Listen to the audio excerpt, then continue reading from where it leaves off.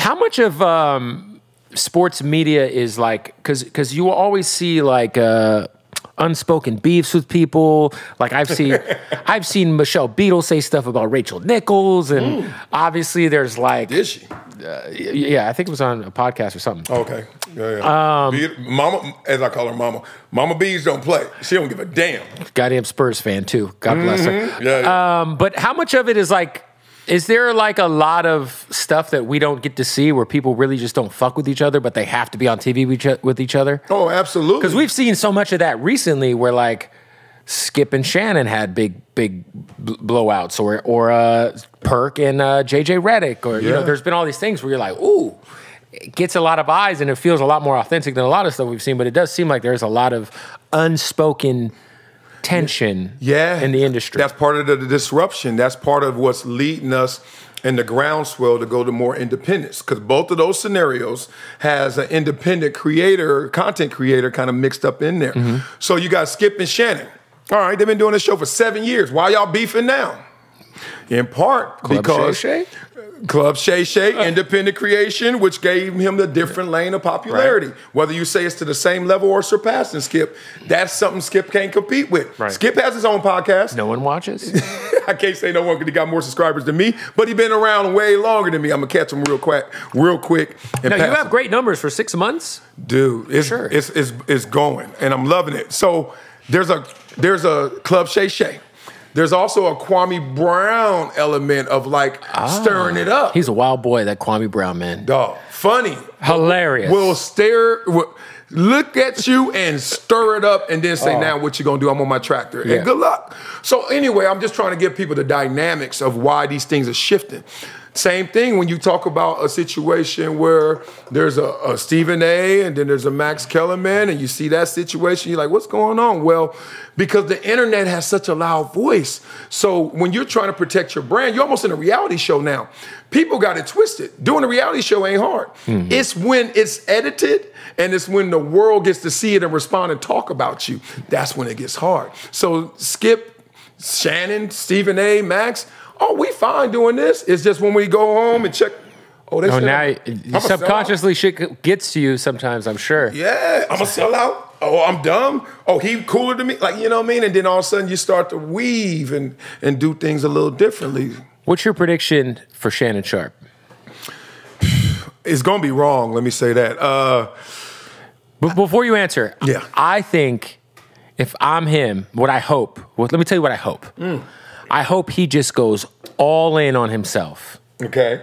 What does that mean, though? I think he takes Club Shay Shay to a daily. He obviously does but I think if he did a daily show on his own channel, and he did that for a year, 2 years, and built up leverage, whatever bag he's about to get would be way bigger, because he's got all the attention and all the eyes on him right now. That's what I would do. What do you think is going to happen? Yeah, like if I could. And I think the magic wand would be exactly what McAfee did. Like, he literally would turn Shay Shay into a daily. And he could kill let it be on ESPN. Because there were talks of Shay Shay being on Fox in the summer during the dole times, like now. You would let it live every single day, pour all the resources into it.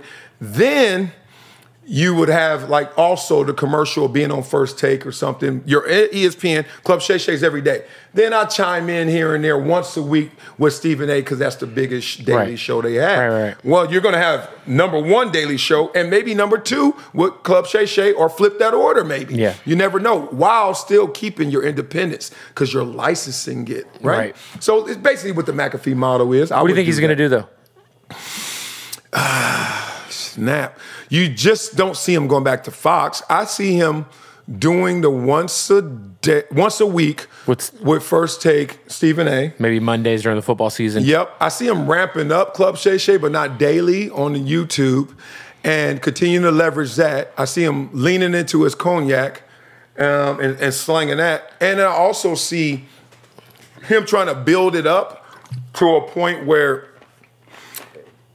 he's not in the space he is right now, which is once a week.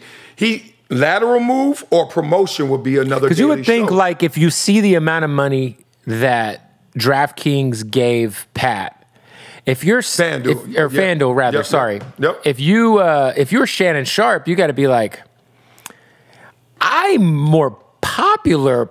Maybe it's close. Well, not close in subscribers. No. Not in subscribers. I just mean in terms of like star power. Oh, right now, Shannon Sharpe, and everybody's talking about Shannon Sharpe. As they should. He's popping right now.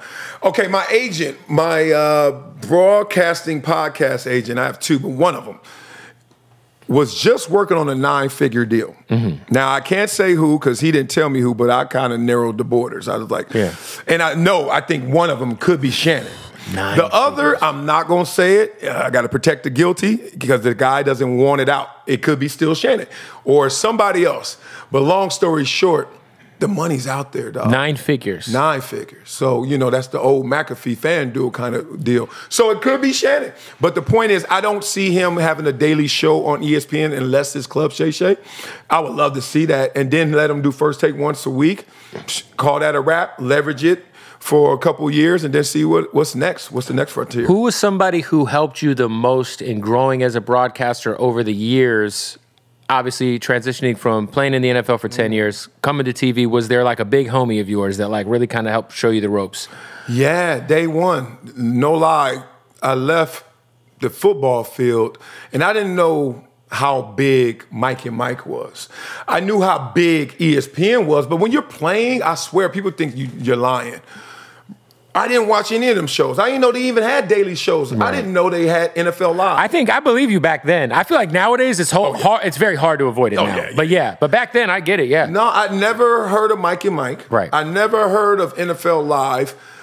It was just so rando, right? I knew about NFL primetime, and I knew watch Sports Center and Berman to do the Chris game. Berman and Jackson. Right. I mean. What's my man? I can't think. Golly, I'm bad. I can't think of his guy. He played for the Broncos. Yes. Shit. What's his name? Golly, y'all gonna kill me in the comments. Do it. But yeah, those guys. And I was like, that was. I had made it if I made a highlight on there, right? Right. So I'm looking around. I'm like, all right, I'm at ESPN day one. And they're like, all right, can you get up at like 5 in the morning, be in the studio 5:15, and want you on Mike and Mike? And I was like, all right, radio show. And I was like, damn. Kind of radio, like I can't tape this later or something. I'm like not even slighting them in my head. I'm like, I gotta do a 5, but this is my opportunity, so I'm gonna do this show called Mike and Mike. And I get there and it's Mike Greenberg, Mike Golick. I just fill in for a segment, do a little guest appearance. I'm out. And I was like, I got up at 5 o'clock just for one segment. And when I was done, I was like, I could see this is bigger than I thought, but how big? Right. Got off air, checked my phone. And it was lit up like I signed a new deal. Wow. And I was like, God dang. I was like, Mike and Mike. They're in every city. Everywhere. For however many years. It was like the longest morning show. I mean, I just remember my whole life Mike and Mike was on, it feels like.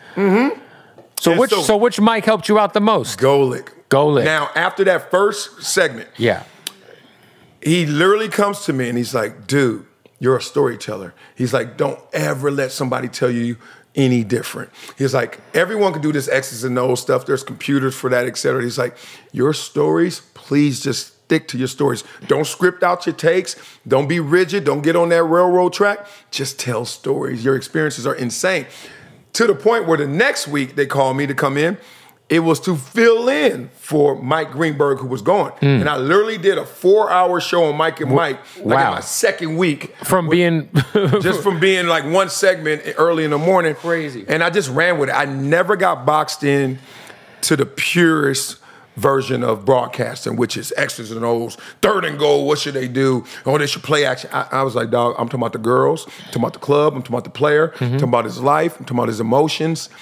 I'm doing the I's and U's, not the X's and O's. And I just kept going with that because I got that confidence from Golick when I first got there.